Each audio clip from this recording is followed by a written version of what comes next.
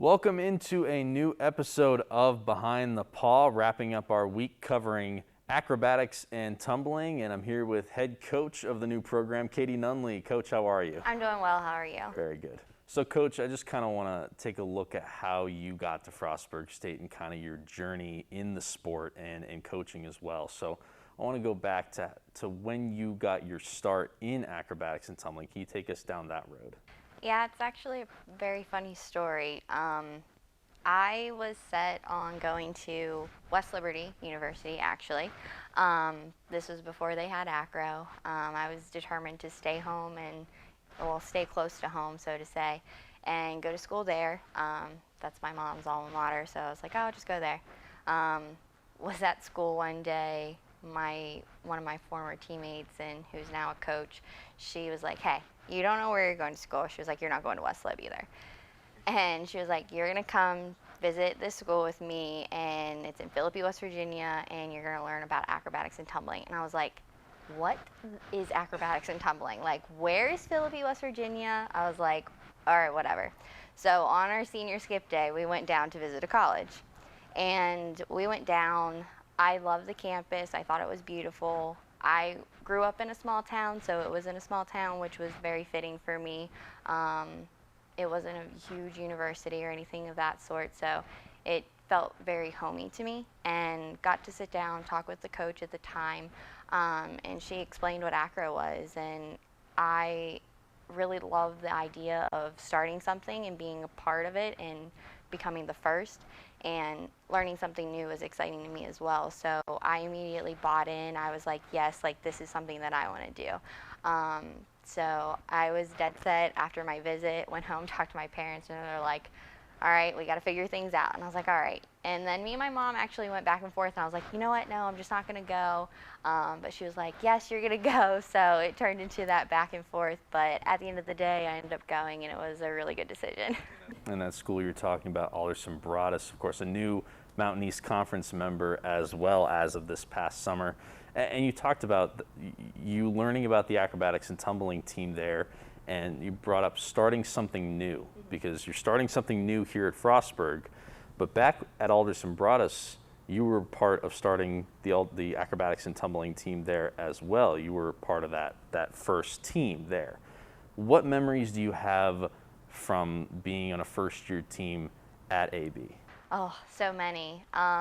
It was, at that time, there was only about 10 or 12 schools that had acro at the time. So it was really neat to see just, the beginning of it. But one of our first accomplishments was making it to the NCATA championship, making it in that top 8, which was amazing for a first-year program. Even though there weren't too many of us, but it was still an accomplishment on our part. Getting to travel to California for nationals was an amazing experience. We had qualified for event finals. We didn't win any at that point, but it was still an experience just getting in front of those more established teams and getting to compete against them. It kind of showed our level of talent and how well we could do if we just, put our mind to it and worked harder. So that was kind of like the big eye-opener, I think, for a lot of us. And then we got to travel to Hawaii to compete, so that was an amazing experience. Definitely a lot of ups and downs with being on a first-year program, but I think that's just the territory of the sport, so I think it just comes with it. But, just doing scavenger hunts instead of going to a lift, or having our Christmas parties at our coach's house or something of that sort, those were the really good memories that we had, and just creating history, which was awesome in itself. And of course, now here at Frostburg State as the head coach, the first head coach in Frostburg State acrobatics and tumbling history. Before you came here, a stop at Adrian College in Michigan as an assistant there. Take us through your time there and what you learned that prepared you for this jump to this position. Yeah. So the position at Adrian was kind of like, fate is what I like to say. I had just finished up school. I was looking into coaching, and I didn't know at the time where I wanted to go. I had applied to a lot of other places. one was a head coaching position, but I was very glad that I didn't get that because I wasn't ready at the time. So Adrian was kind of just perfect at the moment. And I toured campus, and I loved my boss, and campus was beautiful too. And I was like, all right, like this feels like the right jump. So I took a leap. I went there. They were a more established program. They had started ACRO the year after AB had started their program, so they were still established, but not as established as we were whenever I was on the team. And they were in a rebuilding phase. So at the time, my boss, she had got there were only like 6 girls on the team. And we were up to that like 18, 19 mark whenever I was on the team. Well, coaching there, not on the team. But while we were there, and I didn't exactly know like if that was something that I really wanted to do. I was kind of testing the waters and got there. We started practicing, and I was like, you know what? This is amazing. Like, I love it. I love getting to be here. I love getting to coach a sport. I love getting to, be a part of these kids' lives. Like, it's awesome. And that just kind of was like the fire underneath me that I was ready for season. I just wanted to compete at that point. So that was an amazing experience. I was able to do a lot of good things there. Got in 14 new girls while I was there, so it was a great experience. I had a great mentor to really coach me and prepare me for this, and I think me taking on the recruiting role really helped me get a better idea of what it would take to build a program, and I think that is one thing that helped get how many girls I did here. So that was one really big accomplishment. My mentor there, she was able to, include me into a lot of things that she kind of dealt with, so I got more of like the behind the scenes stuff that an assistant normally doesn't see. So that was amazing too, and the sport itself is ever evolving, so having to learn our scoring system and having to learn what elements are worth what nowadays, it's always changing, so you got to keep up to pace with that. It's interesting because you talk about you were an assistant, but you took on a heavier role than normal, and combine that with your time on a roster in acrobatics and tumbling at Alderson Broaddus, and now you're hired as the head coach at Frostburg State. Take us through when you got that call, when you found out you were the new head coach and you were going to be starting a brand new program here in Frostburg. What did that mean to you? Oh my gosh, it was a really early day. My boyfriend was actually leaving to go to California for 2 months. I just took him to the airport, and I was on my way back home, and I stopped at this coffee shop that I previously worked at, and they became like family to me. So I was in there talking to her about going to the airport and whatnot, and I was sitting there, and I had my phone down on the counter, and it was faced up, and I was like, Holly, I'm getting a call from Troy. And she was like, well, answer it. So I answered it, and Troy had offered me the position, and I immediately was just in tears.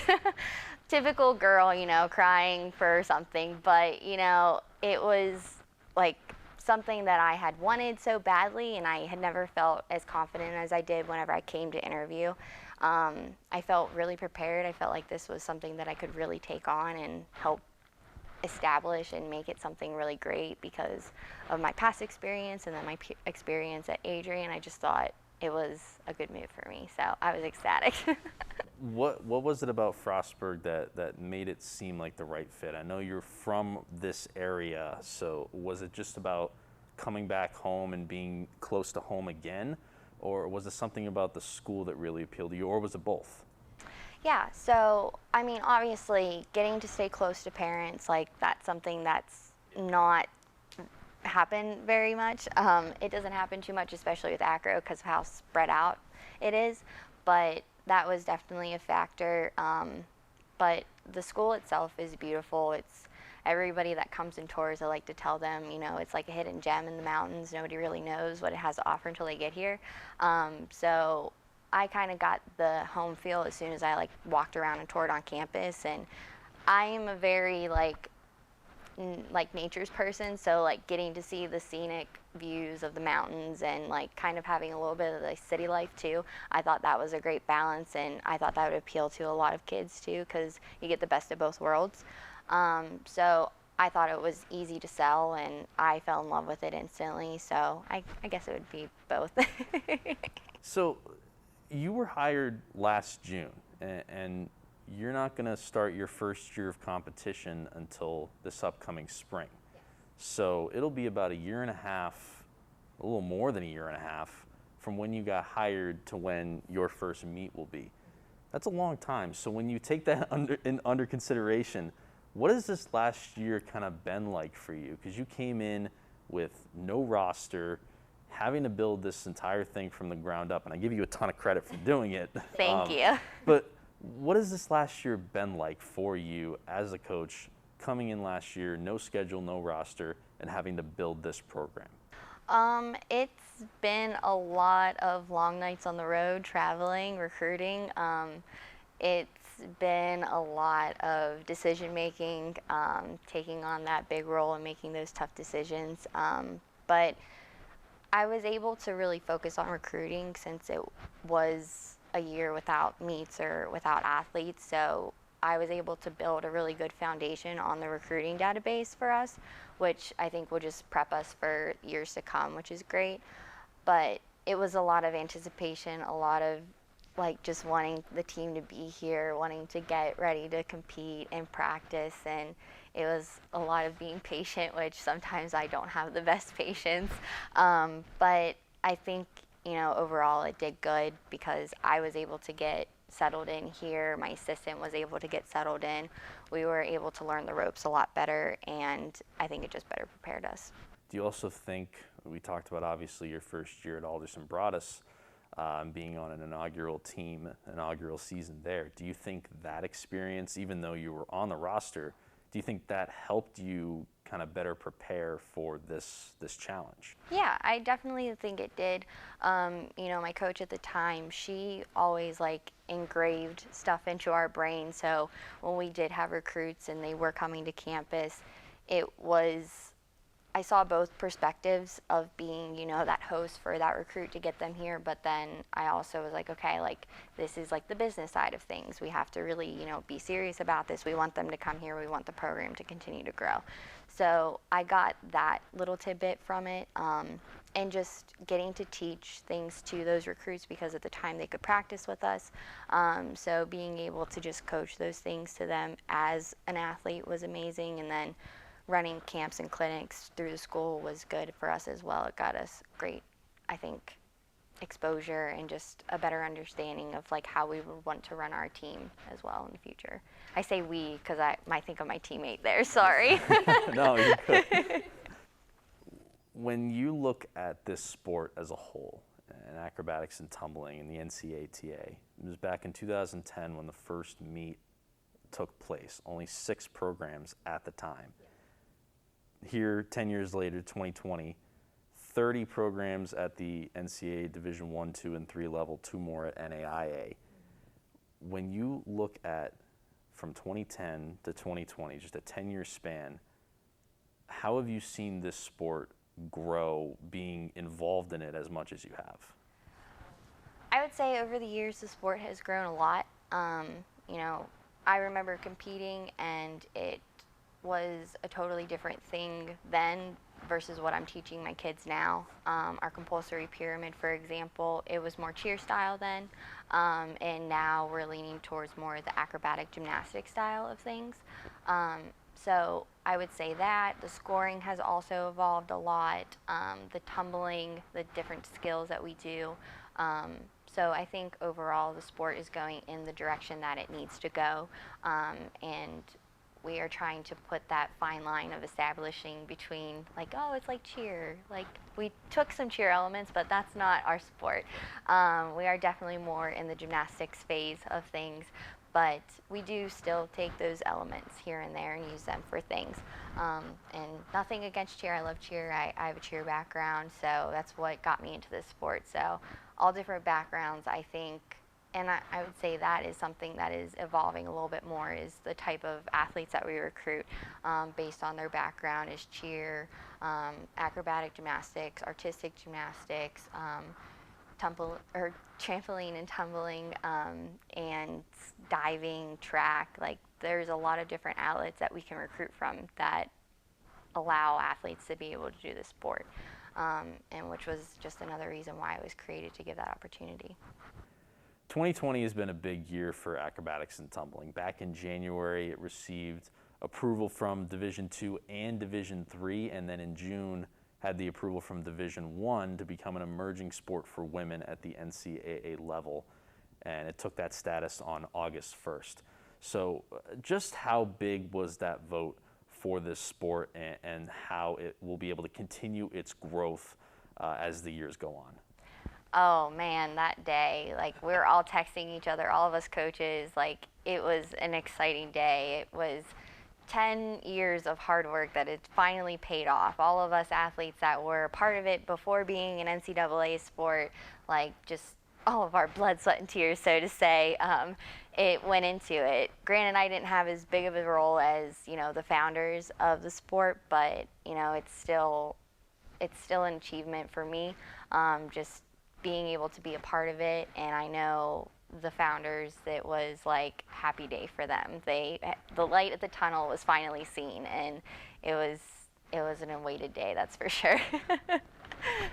Another thing that this sport has provided has been a platform for women to participate in collegiate sports that initially wasn't there. I mean, this being such a new sport. 680 female athletes competing this past spring in the acrobatics and tumbling season. 94% of the coaches in acrobatics and tumbling are women. Taking that into consideration, just how big of a platform is this sport for women to compete and coach and just participate in general in collegiate sports? You know, I would have never thought that I would have done this sport, and I never would have thought that I would have been a college athlete.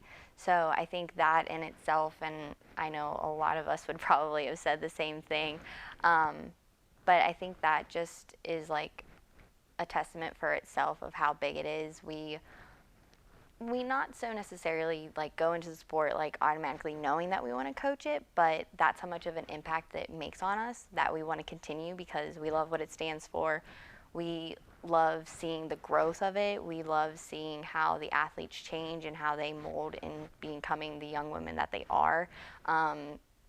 It's huge. Like I know three of my former teammates, they coached. I know a lot of the coaches now come from Baylor, so that's a huge output. But the demand now for coaches is so high, like we're not producing them as quick. So we have kind of gotten to a little bit of a little corner, but it's opening up more doors for maybe coaches that haven't done the sport, that want to learn more about it, that want to get involved, which we have two male coaches. One was gymnastics, the other was a cheer coach, that are in the organization coaching acrobatics and tumbling. And, you know, I think that's awesome that they're a part of it, because there's only so many of us that have done the sport that are going to coach it. But I think, you know, just expanding the knowledge of it and getting the opportunity out there even more is just something great for the sport in itself. Well, Coach, I really want to thank you for joining us here on Behind the Paw. I really love hearing the story of yourself, and also just how this sport has come such a long way in such a short time, so I really appreciate it. Thank you for having me, and I love telling everybody about acro, so it was great. Be sure to join us next week. Logan Walsh will sit down with both the men's and women's tennis teams, so stay tuned here on our Frostburg Sports social media. And until then, go Bobcats.